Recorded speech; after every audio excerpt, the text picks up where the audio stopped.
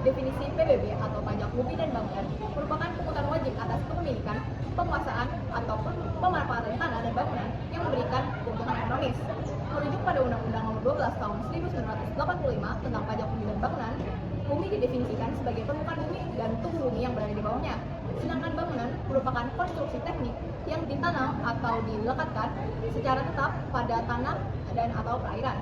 Untuk dasar hukum PBB sendiri yaitu Undang-Undang Nomor 12 Tahun 1985 yang diubah sebagaimana menjadi Undang-Undang Nomor 12 Tahun 1994 dan Undang-Undang Nomor 1 Tahun 2022 tentang hubungan keuangan pemerintah pusat dan daerah atau HKPD yang menjadi dasar utama pengelolaan PBB, perdesaan dan perkotaan atau PBB P2 oleh Pemda. Berikut komponen-komponen yang ada dalam pajak bumi dan bangunan. Yang pertama ada wajib pajak. Wajib pajak merupakan subsidi pajak yang memiliki kewajiban untuk membayar PBB. Nah, subsidi pajak itu apa? Subsidi pajak itu merupakan orang pribadi atau badan yang secara nyata mempunyai untuk menguasai hak dan memperoleh manfaat atas profit. Yang selanjutnya ada objek pajak. Objek pajak PBB yaitu ada bumi yang meliputi tanah dan permukaan air dan juga bangunan yang mana merupakan konstruksi teknik yang tertanam secara tetap. Menurut kalian, apa ya manfaat pajak bumi dan bangunan? Dan untuk apa sih uang dari pajak bumi dan bangunan?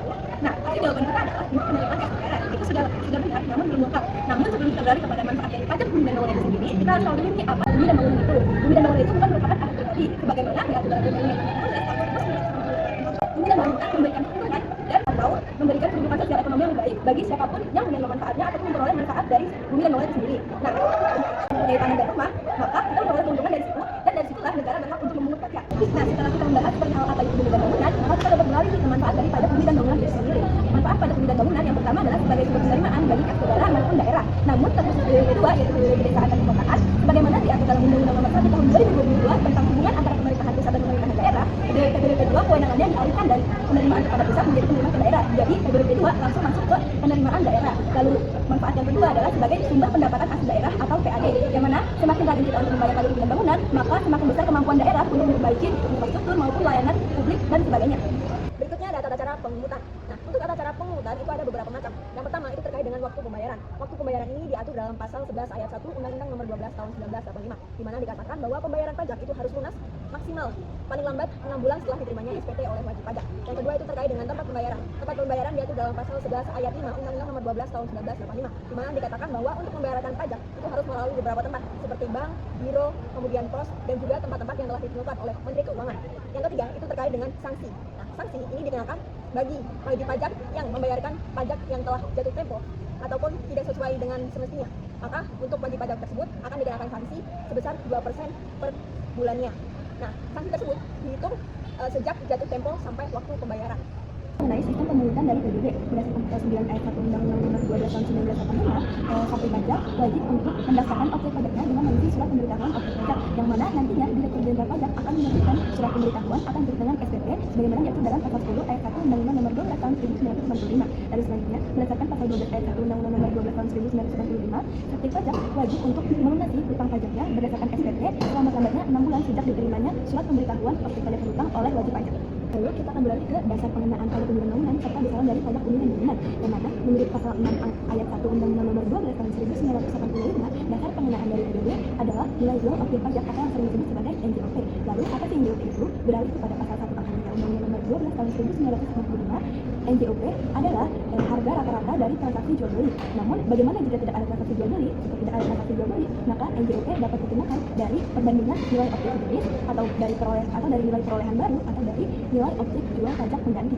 Lalu besaran dari NJOP itu sendiri menurut pasal 6 ayat 3 Undang-Undang Nomor 12 Tahun 1995, besaran NJOP ditentukan juga tidak sama sekali oleh Menteri Keuangan. Namun terdapat kekhususan di mana setiap daerah yang berkembang pesat, maka NJOP dapat diperbaharui setiap setahun sekali sesuai dengan perkembangan kondisi daerahnya masing-masing.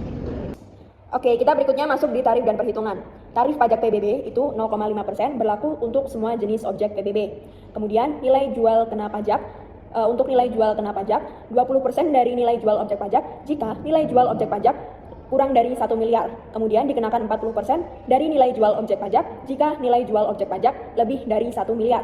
Terus kemudian untuk nilai jual objek pajak tidak kena pajak, ini biasanya ditetapkan oleh peraturan daerah masing-masing berdasarkan Undang-Undang Nomor 28 Tahun 2009, umumnya itu sebesar 12 juta. Terus kemudian kita masuk ke rumus. Rumusnya PBB sama dengan tarif dikali nilai jual kena pajak dikali dalam kurung nilai jual objek pajak min nilai jual objek pajak tidak kena pajak. Kita masuk di contoh kasusnya. Nah, untuk contoh kasus yang kita ambil, itu nilai jual objek pajaknya di bawah 1 miliar. Nah, di sana dapat diketahui bahwa total nilai jual objek pajaknya sebesar 725 juta. Diketahui juga nilai jual objek pajak tidak kena pajak sebesar 12 juta. Maka kemudian kita tentukan, langkah pertamanya, kita tentukan nilai jual objek pajaknya. Rumusnya, kena pajak min nilai jual objek tidak kena pajak.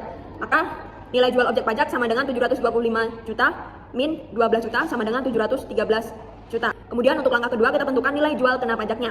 Karena besaran nilai jual objek pajaknya kurang dari 1 miliar, maka untuk nilai jual kena pajaknya dikenakan sebesar 20%. Kemudian kita masuk ke perhitungannya. Untuk perhitungan PBB kita masuk ke rumus PBB sama dengan tarif dikali nilai jual kena pajak dikali nilai jual objek pajak min nilai jual objek pajak tak kena pajak. Berarti kita masuk PBB sama dengan 0,5 dikali 20% dikali 713 juta sama dengan 713.000.